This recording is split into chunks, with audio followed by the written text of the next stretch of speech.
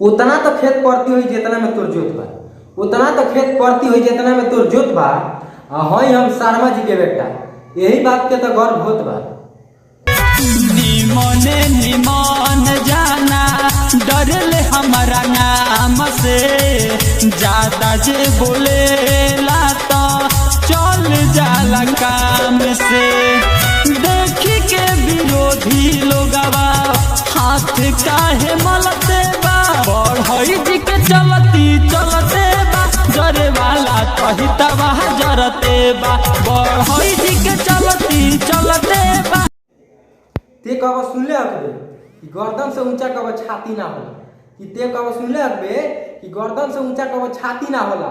आ सुन रे बेटा, ओई शर्मा जी से बढ़ के कौनो जाति ना होला। शर्मा हई सगरो चले रंगदारी,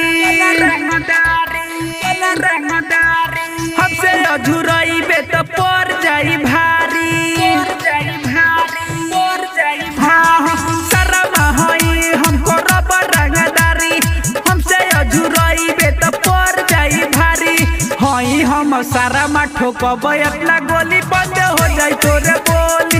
हई हम सारा माठो कब अपना गोली बंद हो जाई तोरे बोली। साथ नहीं दी दोहरा के कोनो टोली बंद हो जाई तोरे बोली, बंद हो जाई तोरे बोली। बेटा हमारा के तेवर मत देखिए, हई हम शर्मा जी के बेटा, हमारा के तेवर मत देखिए। काहे कि जे हमनी के अखिया में खटेला उ सीधे जाके शमशान में भटके। चल जाई पाता आज आई सन से पाला करते बा, बढ़ई जी के चलती चलते बा, जरे वाला कही तबा जरते बा, बढ़ई जी के चलती चलते। हई हम शर्मा जी के बेटा ई वर्ग के पहचान रखी, हई हम शर्मा जी के बेटा ई वर्ग के पहचान रखी।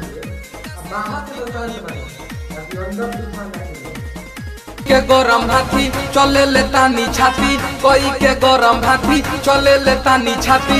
इनका से जदी कोई बोली तमारे दी है शर्मा जी गोली, इनका से जदी कोई बोली तमारे दी है शर्मा जी गोली।